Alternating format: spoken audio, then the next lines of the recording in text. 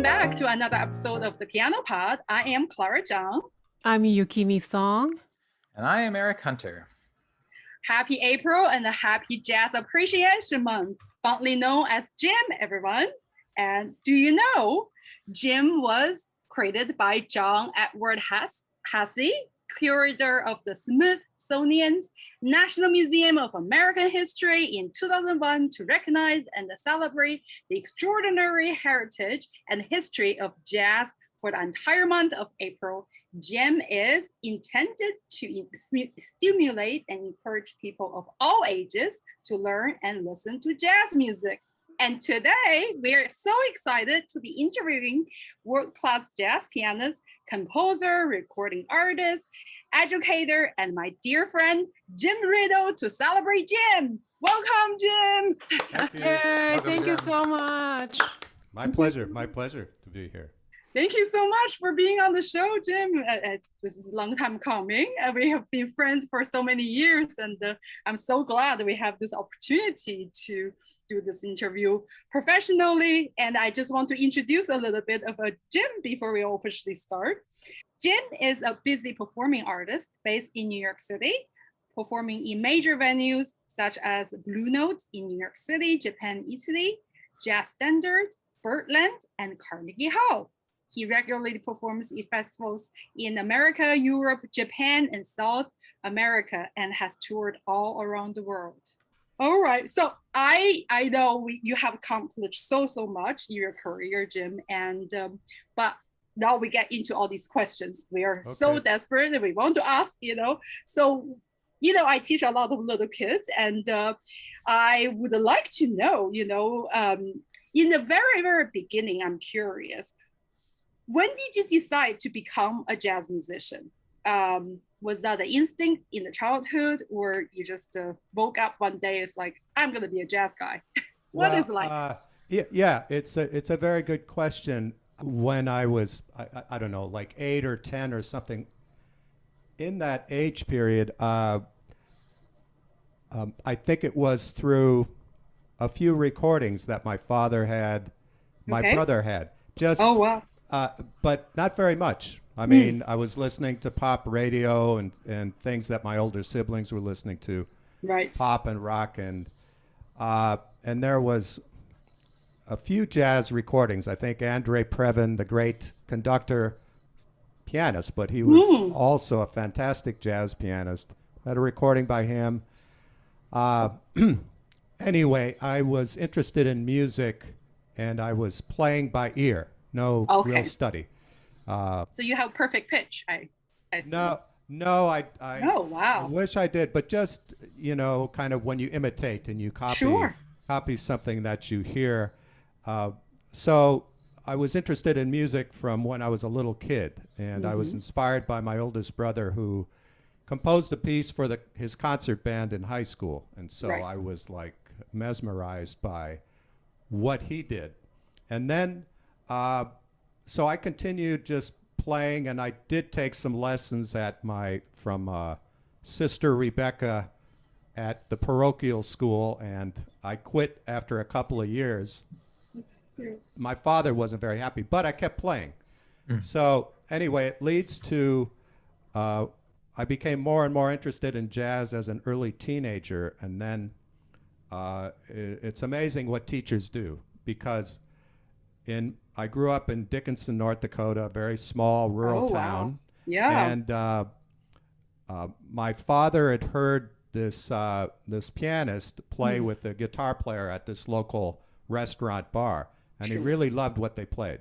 And so he asked, his name is Keith Triquare, and he asked Keith, he said, hey, my son is, interested in jazz. Would you be willing to teach him?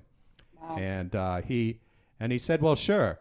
And so we set up a lesson, and I was 15 years old. So when I first heard him play, I go, that's how I want to play. That's what I want to do. It was an immediate moment in that way.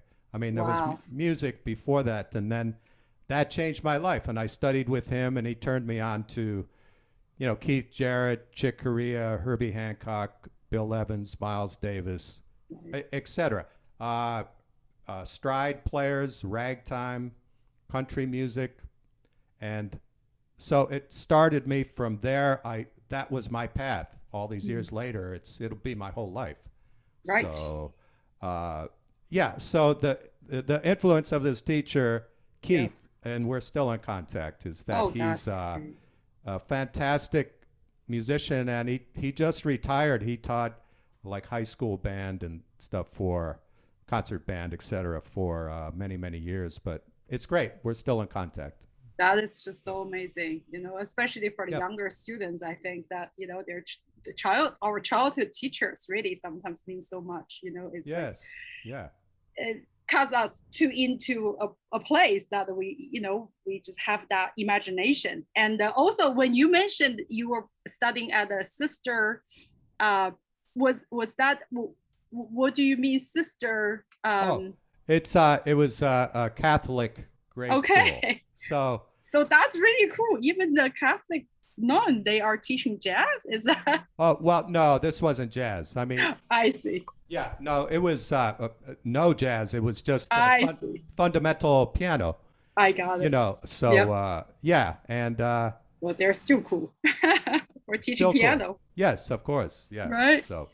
Wow, that is so beautiful. Thank you for sharing that. I had no idea. I didn't know, but I know we all start somewhere. And so we have so many questions, but Can I ask you a question? Sure, go ahead. So Jim, I'm curious because the story of how you started out seems to me kind of familiar. I feel like a lot of jazz pianists start in the same way, where they get kind of traditional piano lessons from a teacher, and then they might lose interest a little bit and go off on their own for a while because, for whatever reasons, I don't want to put words in your mouth or anything, but I feel like oftentimes it's because they are not allowed to express themselves creatively, or they haven't found the sound that they're looking for. And then 15, you're already a teenager, and that was kind of like your aha moment. And I'm just wondering, is there anything easier? Like, it seems like you had to kind of wander for a while. Actually, this was the case with Mike Grande also, who was on our show, and he's a rock musician, but it took him until he was about that age to find somebody that really clicked with him. Like, can we teach younger kids jazz from like an earlier age so they don't, or is it just by definition going to be this kind of wandering path before you get into it? Well, it's a good question. I think it's very different now than when I was 15, which is many years ago, because these days you have the accessibility to the music. It's worldwide. I mean, it was accessible to me in 1974 or something like that. I mean, it's so music gets everywhere, all over the world, but the accessibility now through the internet in particular, and YouTube, and then all the literature. There's a million books about jazz theory, about jazz instruction, about how to play, who to listen to. There's just a wealth of things. So and I've heard this, like on YouTube, when you hear like the little prodigies of playing not only classical music and bluegrass and things like this, but there's like amazingly talented, even 10-year-olds that are playing very sophisticated stuff. Obviously, they have a very tuned in ear, I think, quite immediately. But of course, yes, you can get into, I think, the mechanics of the music much earlier. But still, it's about the listening. Because the recordings, especially in jazz music, the recordings teach us the music both, directly, but kind of in the air, because you're listening. And then, because for me, I'll elaborate on this a little bit. One of my early heroes was Oscar Peterson, who you've probably heard of, because he's one of the great jazz pianists of the 20th century into the 21st century. And I wore this one record out. And so I was very influenced by him. It's still in my playing. But that was through that recording. And so, 15, it clicked for me. But certainly, I didn't know until then what I was going to do. But music was with me since I was 5. I know that for a fact. So it kind of took me further. Excuse me. So, yeah. Yeah. So would you say that in a way, jazz education starts with listening then? Because I think one important distinction to make between jazz and classical is in jazz, the reference is the recording, it's the album, right? Where with classical music, you know, for Mozart, Bach, Beethoven, composers like that, they didn't have recording technology, obviously. So our reference is the score. Yeah, but I would ask you guys, so as you were coming up and learning, like say Mozart piano concerto, and you go, well, who's your favorite player? Right. Who plays it? Who's your favorite recording? You probably all have that relationship to them, or I'm asking that. That makes sense, right? Right, of course. Yeah. Yeah. Definitely. Because then for me, you know, the sound of Oscar Peterson got in my playing, Herbie Hancock, Chick Corea, Keith Jarrett, all those things that are very important influences to shape, well, first of all, to gain a vocabulary of ideas and use, literally steal them. If they were on the score, we're all essentially doing the same thing. We're taking the music and then we try and personalize it in our own way. So, you know, all those players are in me. But then also Vladimir Horowitz, my hero, you know, Arthur Rubinstein, Claudio Aural. I mean, just Martha Argerich, and etc. I mean, anybody who plays great, and is soulful, I go, I'm in. You know, so. Throughout the history of jazz, you know, it went through so many different styles. How do you define jazz? Or what does jazz mean to you? You know, I would like to know. Yeah, it's not, I guess it's not quite a simple answer, but it's, well, being the age that I am, it's a way of living. I mean, it's just still 20 years old. You and Kathy always look so young, you know? 20 times 3, right, okay. But it's, you know, it's a way of living. I'm only saying that because I've been in it for so long. But it's one of the freest forms of music to express yourself. And I'm been always attracted by the feel of the music, you know, how the music moves, but also how it makes me move inside of myself, and at times even physically. It's just, I love the groove of the music and the feel of the music. I mean, and of course that's not only relegated to jazz, but it's that, and then the sense of improvisation, that it is an improvisation based music, yet there's a lot of structure to it that is important to convey, you know, as a teacher, but also to people who are listening, who want to get into the music, who are either musicians or non-musicians, about how it's built, because it's, of course, it's very, very complex, but the structures are very, very simple. Very, very simple. And so that, anyway, there's a lot of room, and you can be a misfit. Maybe you don't fit in certain ways. I think because the music, it's over 100 years old.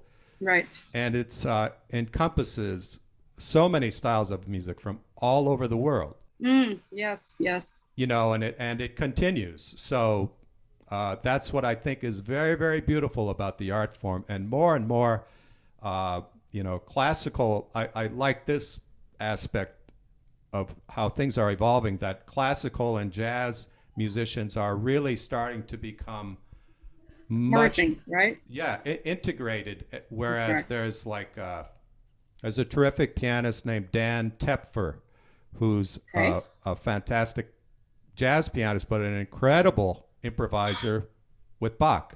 You know, I mean, I don't do those things, but I can take something and build something. But you know, great. Brad Meldau, fantastic.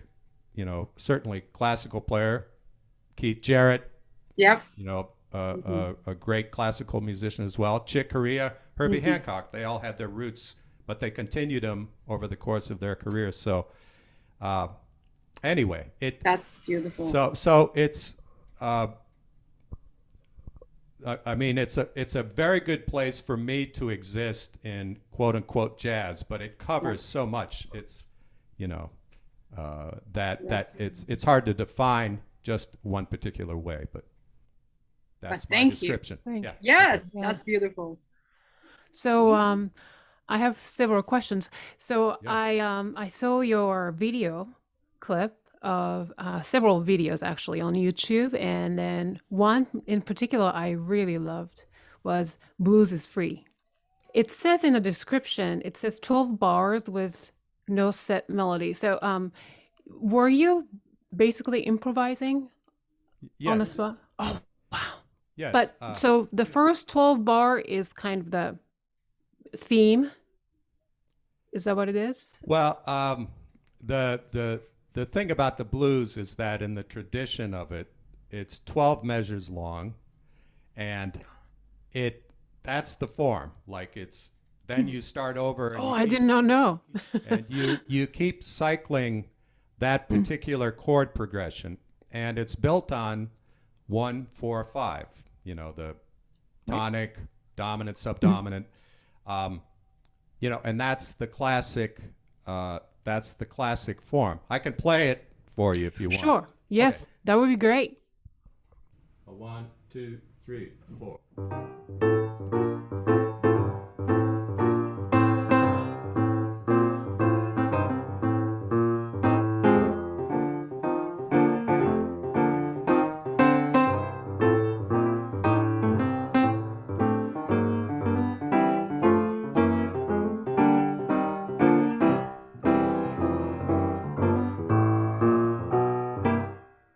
The top.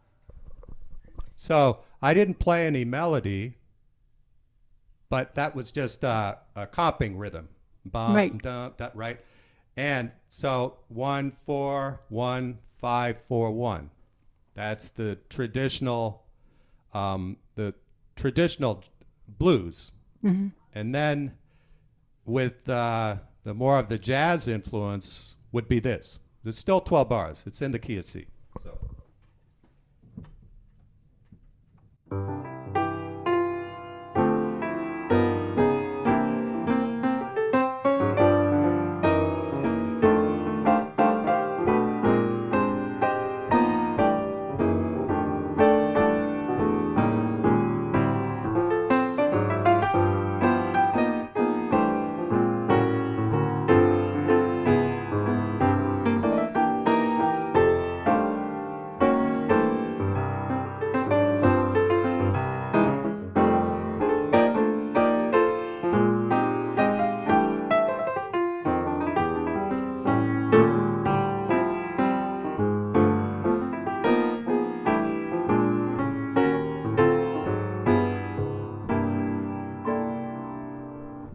So all right, it's Thank you. I feel like I'm back in the bar again. Yeah. In the jazz club. Yeah, I wish I was too.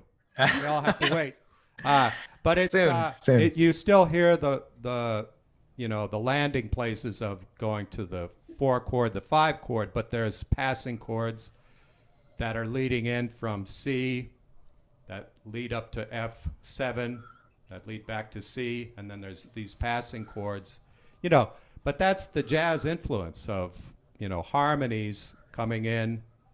But the important thing is it's still 12 measures long. That never, ever varies in this. Okay. So, like if you think of you're looking at a clock and it goes 12, 1, 2, 3, 4, 5, 6, 7, 8, 9, 10, 11, 12, 1, 2. It's always this cycle. Mm-hmm. And you have to count, and you can't lose your place. But that's all it is. I mean, it's a particular number of measures. Well, of course, it's more than that. But the math part of it is 12 bars. There's a few other different forms where there's an 8-bar blues and things like that. But this is the traditional, you know, sound. Okay. The first one I played in particular, but yeah. Right. I mean, so I totally enjoy the blues is free. So for those who are listening or watching, I'll make sure to put this YouTube link in the description so you can watch it as well.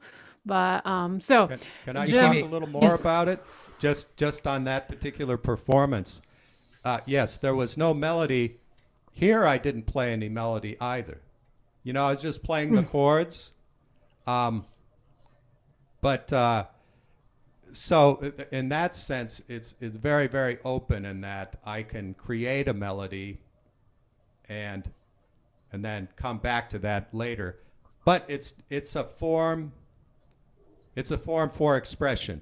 I guess maybe in the sense of like in classical music, like maybe a canon or something like that, where it's this recurring, or a passacaglia, where it's this recurring bass movement that just keeps cycling, like Pachelbel's canon. You know, it's very improvisatory in a way after the initial theme. So it would be like this. It just is it. So in that sense, with jazz, it's very rigid, you know, and there's no stretching of the time. It's very constant. Where one of the things I love about classical music is when you look at a score, a symphonic score, you go, oh, okay, well, it's in 4/4, for instance. But then you follow the score with the interpretation of the music, and it's got these nice stretches and little pauses. And jazz music, in this sense, does not do that. It's always about the groove, keeping good time, good tempo, not slowing down, not rushing. So interesting. We learn from each other, Yes. I would say. But Jim, I just wanted to say thank you so much for that wonderful demonstration, because that really just cleared up so much for me. You know, I know when people start learning jazz, like taking jazz lessons, you start with the 12-bar blues, right?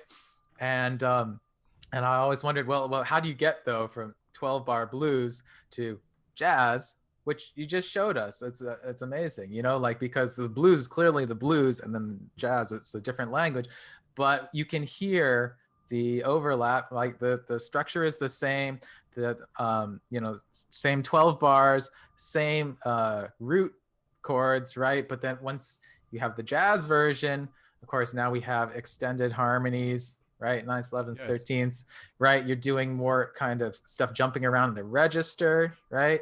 Like kind of up and down, whereas the first version was much more steady in the same place, more rhythmic complexity.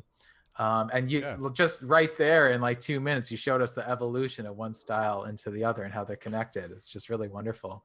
Thank you. Yeah. Oh, you're welcome. And I also want to emphasize that, you know, the blues is it was happening before jazz, but jazz grew out of the blues. Exactly. So, and of course, influenced by, you know, European harmonies and things like that extended, you know, the art form.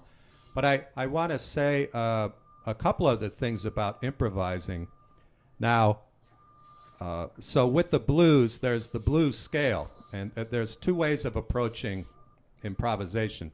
So you can do like a horizontal improvisation, meaning like with the blues scale, it's 6 notes. I can take that scale and I can play those 6 notes in whatever way I want over the 12 bars. Right. Over C7, F7, G7. Now, in a vertical sense, I can look at each chord individually and go, here's the C7. I can play multiple things that address only that chord. Then when it goes to F7, I'm going to do the same thing. I'll go qualities of F7, qualities of G7. Mm-hmm.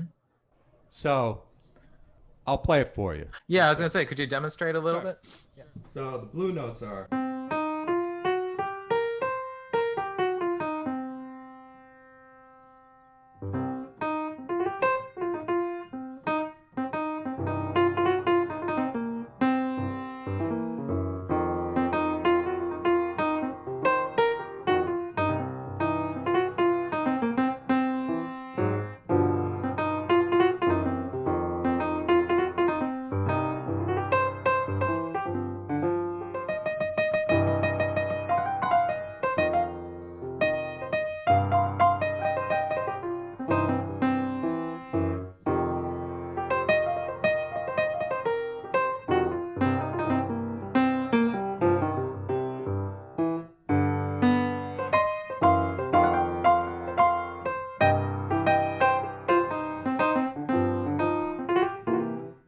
Wonderful. Okay, so now I'll play addressing each chord.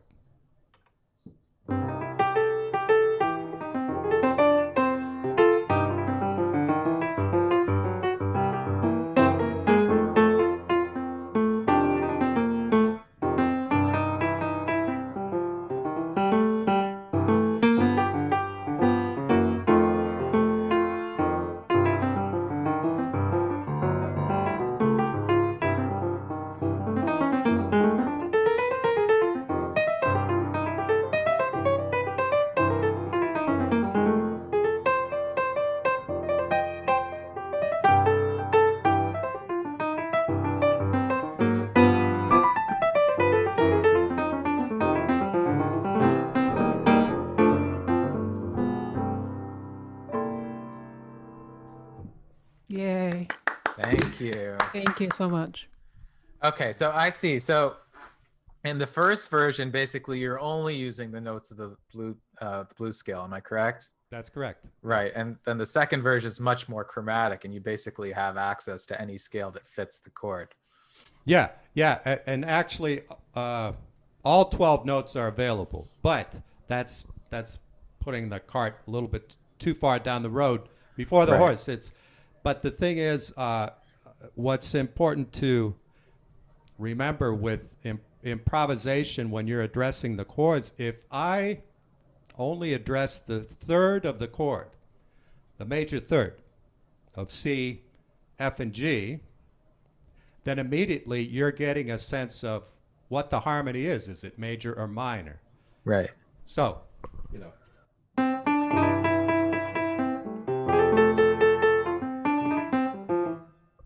And even if I don't use a bass note,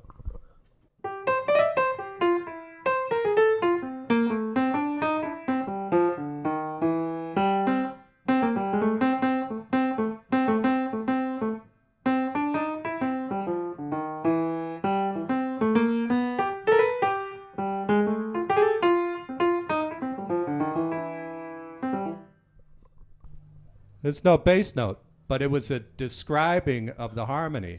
So that's that in that sense. And of course, blues players like B.B. King, of course, they would go in and out of this. But in jazz, it's all of a sudden we can utilize the modes, the Mixolydian mode, the diminished scale, the altered diminished scale, et cetera, et cetera. You know, all these, a lot of more things are available. But the beauty of, you know, the blues, it's like the blues scale, it's like you're floating over the top.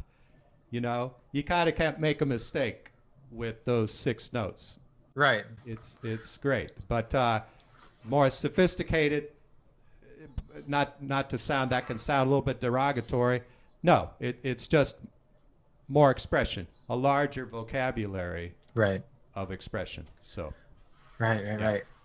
Okay, that clears some stuff up. Thank you. Yeah, so I feel like in classical music, you kind of have the black and white of major and minor up until about, I don't know, Debussy or something, right? And it's very clearly major or minor. Yes, there's like, you know, modal mixture, but those are really the two anchoring forces until we get to 20th century music. And then in blues, I think like one of the defining characteristics is you have both kind of at the same time. Right. And what you were doing just now, I was like, oh yeah, it's interesting. When you really anchor that major third, then it immediately sounds less bluesy to me. And I think your instincts as a jazz and blues player, like you kept sneaking that minor third in there as well. Right. Yeah. True. True. And then when you get to more what we think of as jazz, right, then all these different scales come in, and like you said, greater vocabulary, much wider color palette, so there's less of this kind of duality of major and minor, right? Yeah, it becomes, it's all true, but it becomes a mix, and it becomes actually quite personal to the player, you know. Like with Oscar Peterson, like a virtuoso, unbelievable technique, but very blues oriented. A lot of that minor third, flat 5, flat 7. I mean, he always had that in the mix quite often. but you'll hear an element of the blues in practically any jazz musician play. But then somebody like Keith Jarrett, who's got a great sense of the blues and gospel, but he'll go like it all of a sudden is a very, very different language and utilizing much more than Oscar did, you know. But it's still, it's still very, very personal, but they're still playing on the same chord changes, the same form, you know. But then again, then on top of that is the touch of the individual pianist and how they assemble their chords, how they move them. I mean, it's but it's true. I mean, it's just and in classical music, such a wealth of amazing harmonic things. Yes, but especially when it started to get in to the 20th century, well, late 19th century, but especially 20th century WC, and then of course Stravinsky and Schoenberg and 12-tone and all kinds of things. I mean, everything is open now. I mean, right. It has been for a long time, and so and playing outside of the key, for instance. So the C7.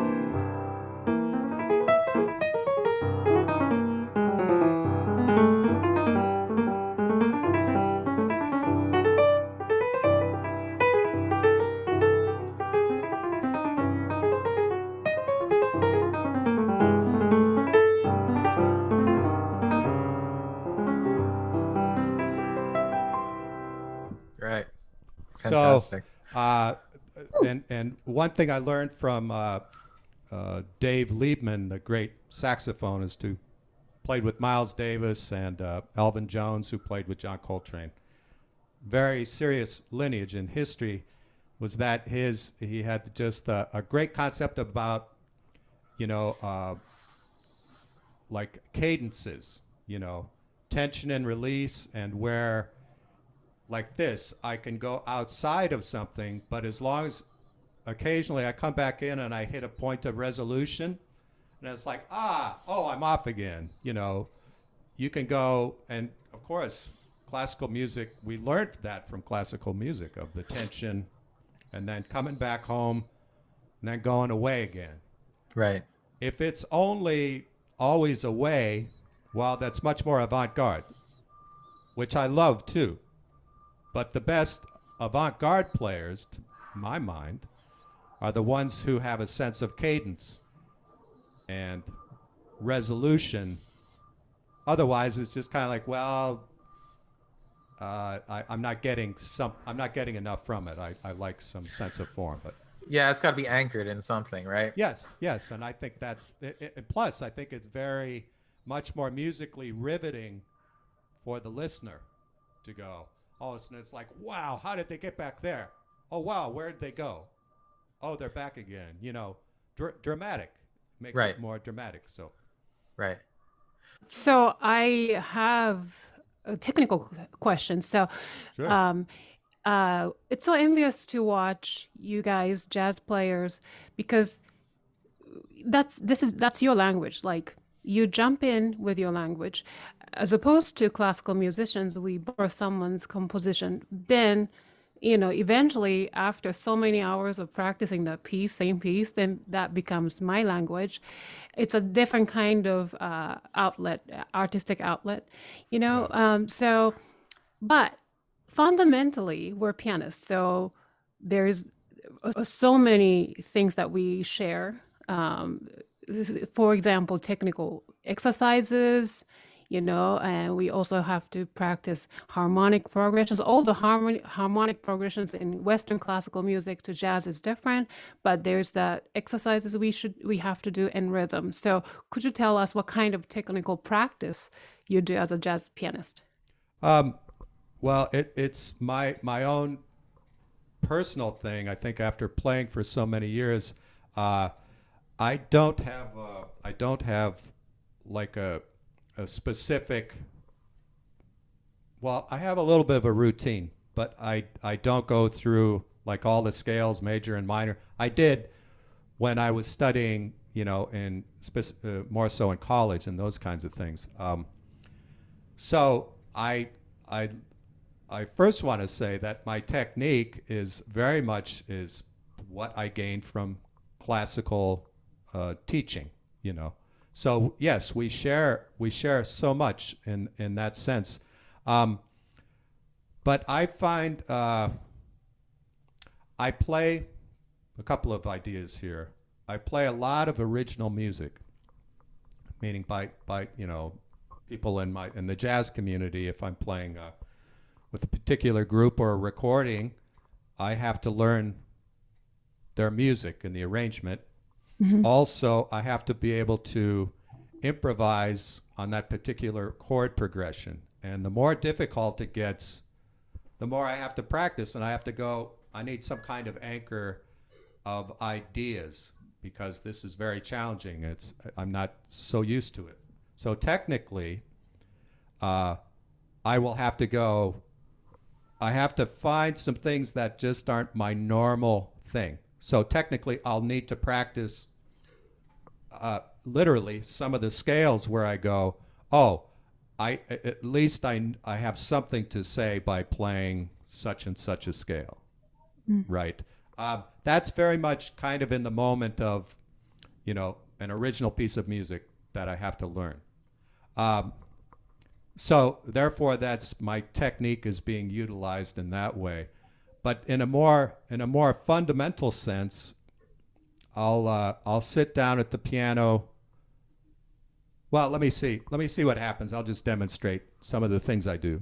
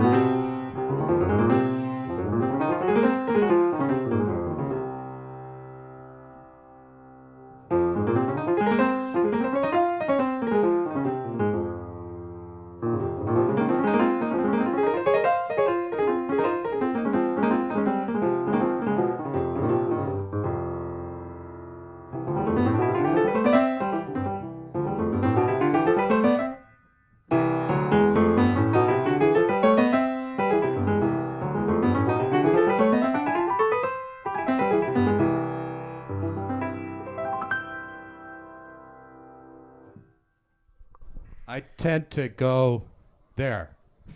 But I'll totally admit, and this is recorded, I'm like hanging in C, F, and G, and then but I'm not getting, but then I did C and the key of E at the same time. Right. Which was, I like that because it's actually the same fingering, so it makes it kind of easy, but I like the sound. Sure. So that also opens up my harmonic mind. Yet I'm still practicing like the fundamental fingerings of that.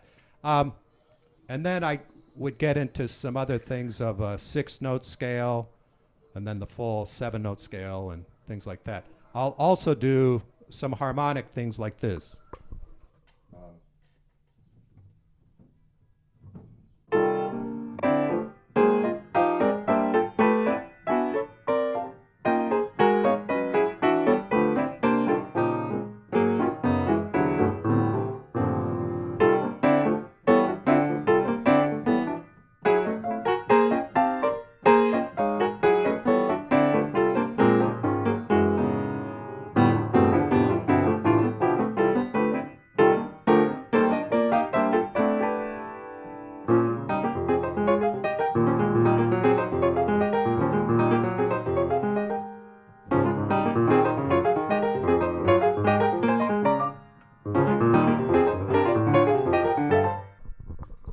So with this, I started to get into something. I mean, this whole thing,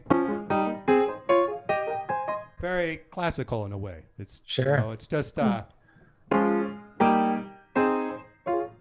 I'm going in sixths. Now in my left hand, I'm improvising as I kind of warm up and as I practice. In my left hand, I can go anywhere I want.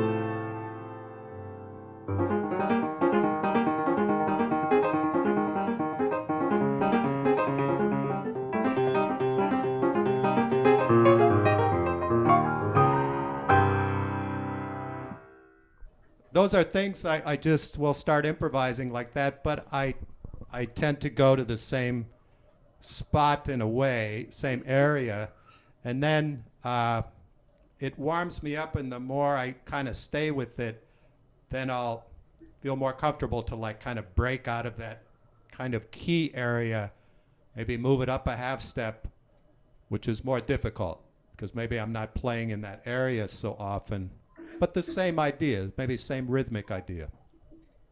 It kind of gets, I start to feel more warm in my arms and in my hands. And you know what it's like when you're a little bit cold, it doesn't flow Sure. as much, but that helps me. If Yukimi, if that's helpful to your... Very much. And you know what? I am going to tell my students today that how important learning to play scales and chords. I am going to do it today. Yeah, great.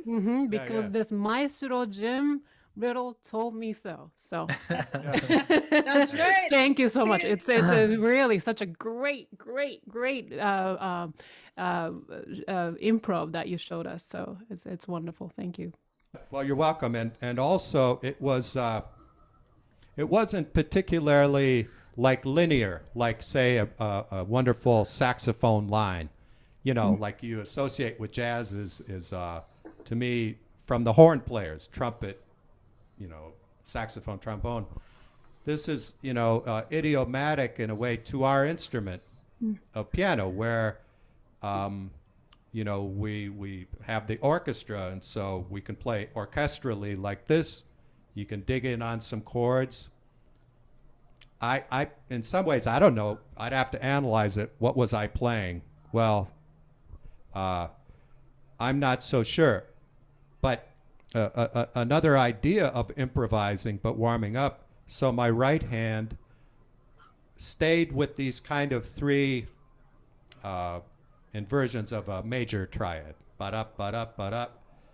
So this thing, my right hand's kind of static, but then it gives my left hand room to go some different places. And it's 12 tone. I don't care. I can go wherever I want, but then I could reverse it, keep the left hand more static, kind of an ostinato kind of thing, and then open up with my right hand.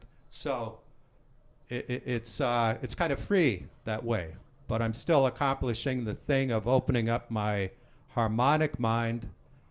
I'm warming up a bit, and I'm getting into some technical stuff that maybe it will lead me to some new things, you know, that I haven't played before, which is important as an improvising artist, you know. So, Jim, will you take me as a student? I mean, you know, during the pandemic, I've tried, you know, this online teaching thing, and it was on demand. I was trying to learn how to improv better with jazz. He was a jazz pianist, but it didn't go well because it's on demand. It's not live, and also you're an amazing teacher as well. You know, so I want to learn from you. Sure. I mean, I think I would also say that I mean, as you guys are performers, but teachers, and so, you know, there's we're giving access to to our students to help them along. But I think in some ways, maybe like with what I just showed, it's a little more unconventional way of improvising, but I think it's all about just being loose. Like I'm not a classical musician, but some of this was classical technique, I would say. But you hear that in Rachmaninoff piano concerto from one of my favorite, the third or fourth or whatever it is, and also like in Chopin and stuff like that, where I take it and I kind of go off for a while. So, that can be incorporated into, one's own teaching, one's own practice. So. Okay, I have exactly 2 more questions, but they're kind of big ones. I know we're running short on time. But Jim, you really inspired me with your demonstration. And my first question is, I feel like we've been talking about a lot of high-level stuff. Now, the 3 of us are all teachers of young children. And so what I'm wondering is, how do we demonstrate some of these concepts at that level? For kids who are just starting out. I feel like whenever I've talked to jazzers about how do you get started learning jazz, of course they say the recordings, but they always throw like this big book at me too. Go check out this book. And then I look at it and I was like, oh boy, this is really thick. And certainly you can't give that to like an 8-year-old. So True. How would you approach that? It's a great question. And I'll be upfront. I don't teach little kids. And I don't teach like way beginner adults. They kind of have to, that's just been my preference in my way, because I don't think that I would be, the fundamentals have to be addressed like really, really well. And I might be a little spotty with that. So anyway. Fair enough. But this is what I can say with kids. If you do a call and answer, Deed up, deed up, deed up, deed up. If you do singing, but if you go, sorry, I don't have perfect pitch.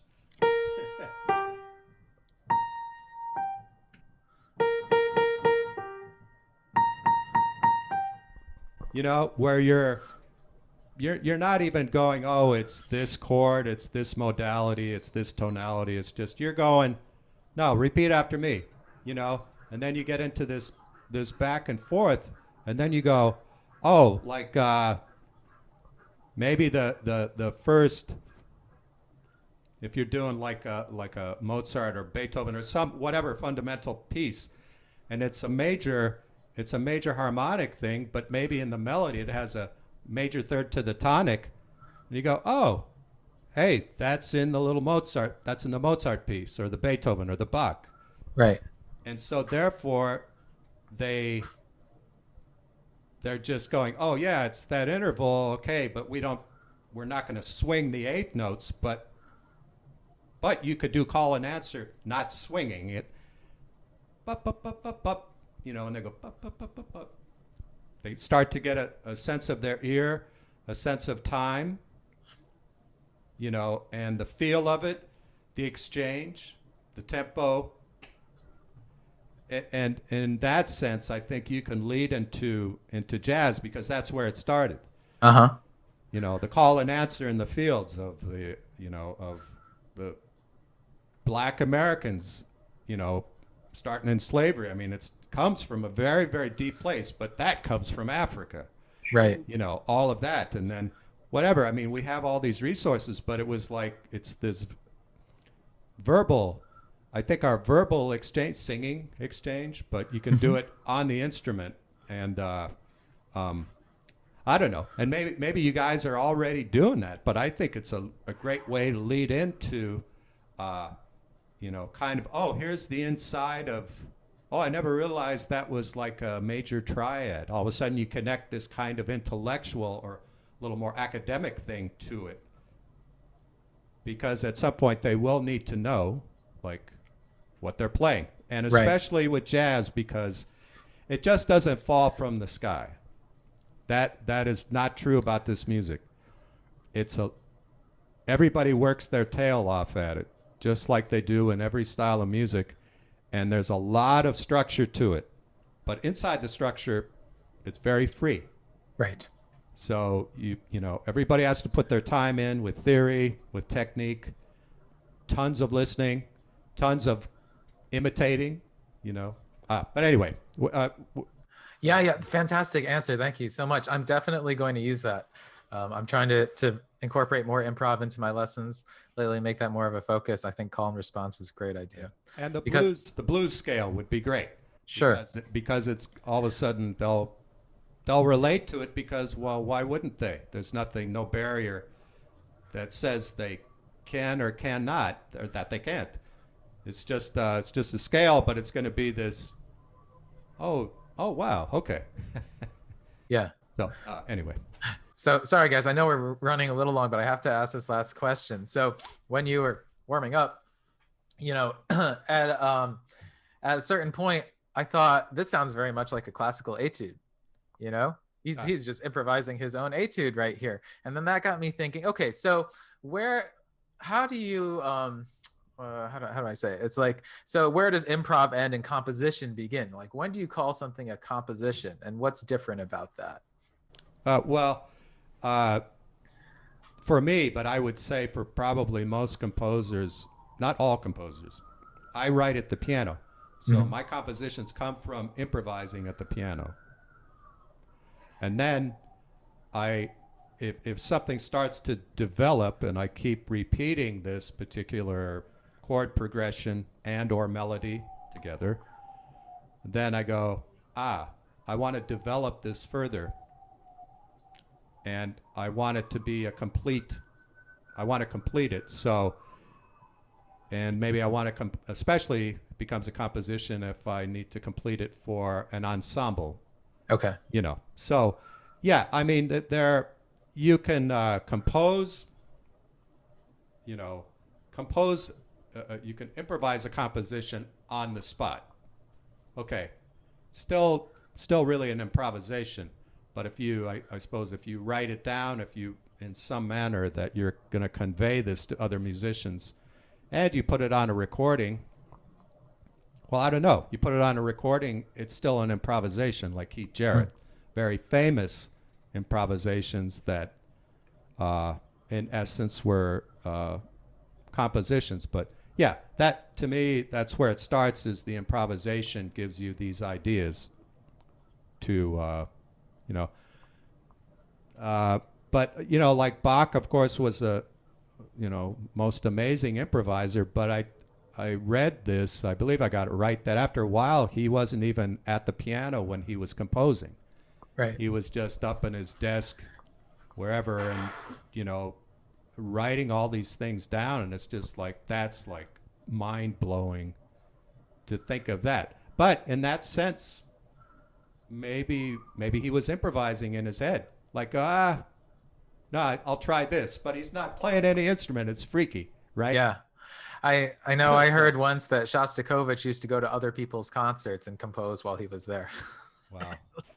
Which is a whole other level, listening to one music, composing another. But what I'm getting from you is that basically improvisation is composition. It's just a matter of like, when do you say, okay, that's done. It's in some kind of concrete form now, which doesn't mean it can't still change. Yeah, I would clarify a little bit further, though. There are some, unbelievable improvisers, and I'll be specific in jazz, that maybe they very little composing, maybe not so much composing, but like always take incredible solos. Excuse me. And so yes, it's a compositional space, but I think it can be difficult for some great improvising musicians to all of a sudden go, I need to write this down, because they have to have, of course, they have to have the way to write it down. They have to be very, very clear and go, okay, it can be 12 measures, but what if it's like a through composed thing? Are they gonna, and who's gonna solo where, and where do these instruments come in. Mm-hmm. I think not everybody's so suited to it, but they're like okay, in a jazz big band, there's the lead trumpet player who hits like all the, he's leading the pack, and he's hitting often very high notes. A lot of times those players, they can improvise, but that's not their thing. They're actually more reading the notes in that kind of classical sense. Oh, okay. But they're not, they kind of shy away from improvising. Of course they improvise, but they rarely get solos. I see. It's the second or third or fourth, fifth trumpet player that does more of the soloing. Interesting. I mean, I didn't know that until later, But, yeah, I certainly didn't know that. So there's some, it's like an anomaly, but they're still improvisers, but their main thing is a particular direction. And then there are some jazz musicians who maybe over the course of their career became like, composition or the orchestra is their instrument. And of course, they're still improvising to come up with ideas, but that's not their public display or voice. Their public voice is their compositions. Like Gil Evans. Do you know that name? I'm not sure. He was the great composer and arranger that did, with Miles Davis, did Sketches of Spain. What else did he do? They did like 3 monumental records. Anyway, a great band leader, composer, but not a player in the sense of what we, Okay. So, anyway, different avenues of expression. So, yeah. Well, for now, we're going to go into the rapid fire questions. Woohoo! All right, are you ready? Sure. Good. All right. What is your comfort food? Oh my gosh. That isn't a food group. Oh my gosh. French fries. No, potato chips. Actually. Love it. So American. Yes, very. Cats or dogs? Cats. All right. What is your word or words to live by? Compassion. Beautiful. Wonderful. What is the most important quality you look for in people? Quality I look for in people? Yes. Kindness. That's beautiful. What is the worst quality in people you want to stay away from? Self-importance. Got it. Overly self-important. Yeah. All right, I'm going to next. So, Jim, Uh-oh. name 3 people who inspire you, living or dead. John Lewis, the great congressman. Top of my head, Ruth Bader Ginsburg, the Supreme Court Justice. And my oldest brother, who was a poet and musician and addictions counselor. So. Wow. Which historical figure or composer do you want to learn or take lessons from, if she or he were alive? Bach, for sure. Yeah. Great. I'd want to hang with Bach. Which historical figure or composer do you wish to hang out at the bar if he or she were alive? Well, let me see. Stravinsky, because I think he liked to drink too, so a bar would be a good. So, what's one piece in your current playlist? Oh, things I listen to. Yeah. The St. Matthew Passion. Okay. For Easter, and I did not listen to the whole thing. It's quite long, but I just love that music, and it's just always revealing more beauty and depth. But yeah, that's the most current thing I was listening to. Of course, a piece you can come back to time and again. What about a book title you are currently reading? Man, what am I reading? I read a lot. I'm reading the prequel to Pillars of the Earth by Ken Follett. Okay. He's a a British author, but he had this book that was it's called The Morning and Afternoon or something like that. But anyway, it's a very interesting book, and it takes place in the 11th century, like when they started to build cathedrals, and it's about cathedral building. But it's fiction, but it's so. Okay, That sounds interesting. One of the things I'm doing, yeah. All right, our most popular question. If you only get one song or piece to listen to for the rest of your life or recording, what is it? And this is supposed to be rapid fire. I'm such a loser. No, you're in good company. I think we were worse than any of our guests when we did it. Or I was anyway. So it's like kind of the desert island. Yes, desert exactly. island piece. Well, I just got to say something. Maybe Adagio for strings, which it would be kind of a bummer if that unbelievable music, but that popped into my head. But that's also it's just so inside that So I know I'd think of something later, but yeah, I've actually been listening to that a lot myself recently. But I feel like your days on that desert island might be numbered if that's what you are listening to exclusively. Yeah. Time to go for a swim. Yeah. Okay, finally, fill in the blank. Jazz is blank. Freedom. Jazz is freedom. Okay, fantastic. Wow, wonderful. Thank you. You win! Woohoo! Yeah. We did it. Beautiful. We That did was so great. Well, we want to keep on going, but for now, that concludes this episode of the Piano Pod. Thank you, Jim, for joining our show today. Oh, thank you. Thank you, Clara, Yukimi, and Eric. I appreciate it. My pleasure. Thank you so much for sharing your wisdom, your expertise, and thank you for our audience for tuning in today. We want to remind the listeners and the viewers of this episode that Jim also continues to perform at the Soapbox Gallery during the pandemic, live stream, I assume, to actually worldwide. Monthly in Brooklyn. Please follow their Facebook page and follow Jim's personal Facebook page for all the concert updates. If you enjoyed today's episode, please rate and review on whatever podcasting platform you use. If you're watching from YouTube, please hit the thumbs up button and be sure to subscribe to our channel. You can also find us on Facebook, Twitter, Instagram, and LinkedIn. The links are in the description below. If you have feedback for us, you can always leave it in the comments, send us a DM, or email us at thepianopodnyc@gmail.com.